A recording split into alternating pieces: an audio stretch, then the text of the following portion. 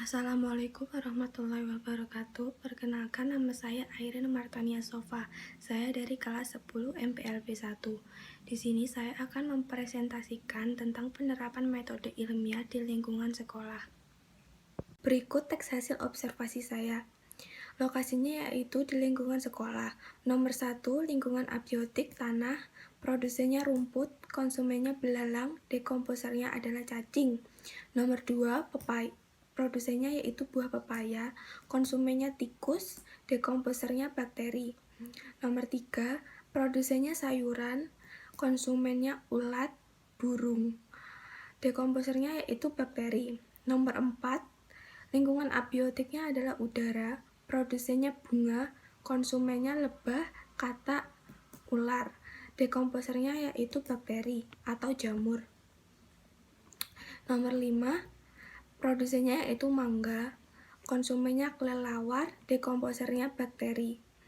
Nomor 6, lingkungan abiotiknya yaitu air, produsennya fitoplankton, konsumennya ikan kecil, ikan sedang, ikan besar.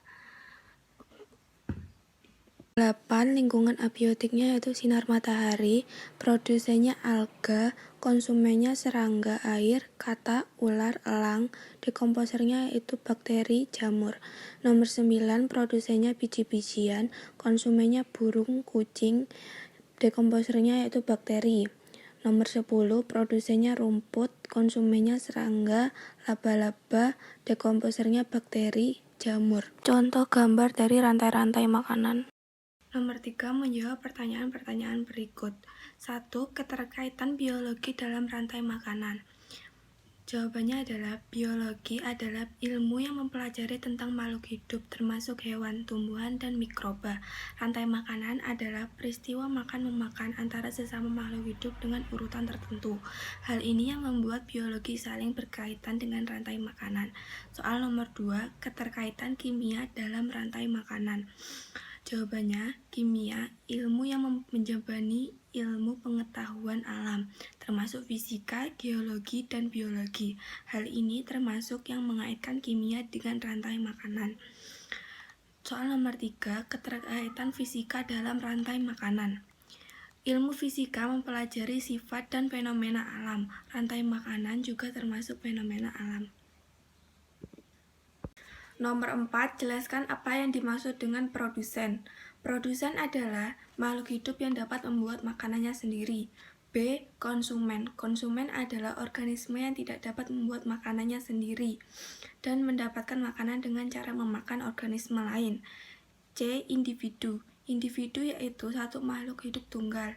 D. Populasi. Populasi adalah sejumlah individu dari satu jenis tertentu yang ada di suatu daerah atau tempat tertentu dan menghasilkan keturunan. E. Komunitas. Komunitas yaitu seluruh populasi yang hidup bersama dengan menempati satu daerah atau lingkungan tertentu. F. Ekosistem. Ekosistem yaitu hubungan timbal balik antara komunitas dengan lingkungannya.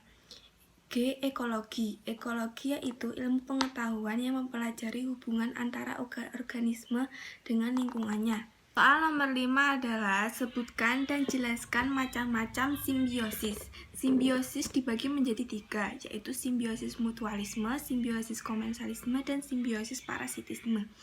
Sim 1, simbiosis mutualisme. Simbiosis mutualisme adalah interaksi antara dua organisme yang saling menguntungkan. Contohnya adalah kupu-kupu yang menghisap nektar dari bunga. Nomor 2, simbiosis komensalisme. Simbiosis komensalisme adalah interaksi dua organisme ketika satu organisme mendapat keuntungan, sedangkan organisme lain tidak mendapatkan keuntungan maupun kerugian. Contohnya adalah interaksi antara ikan remora dan ikan hiu. 3. Simbiosis parasitisme. Simbiosis parasitisme adalah interaksi dua organisme ketika satu organisme mendapatkan keuntungan, sedangkan organisme lain mendapatkan kerugian. Contohnya adalah kutu di rambut manusia maupun di bulu hewan.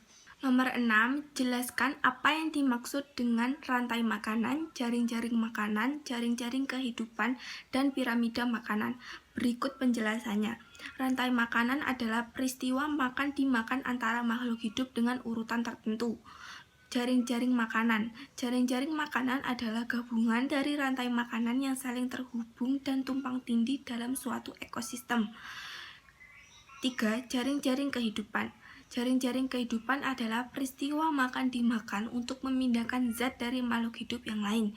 Contohnya rantai makanan, jaring-jaring makanan, dan piramida makanan.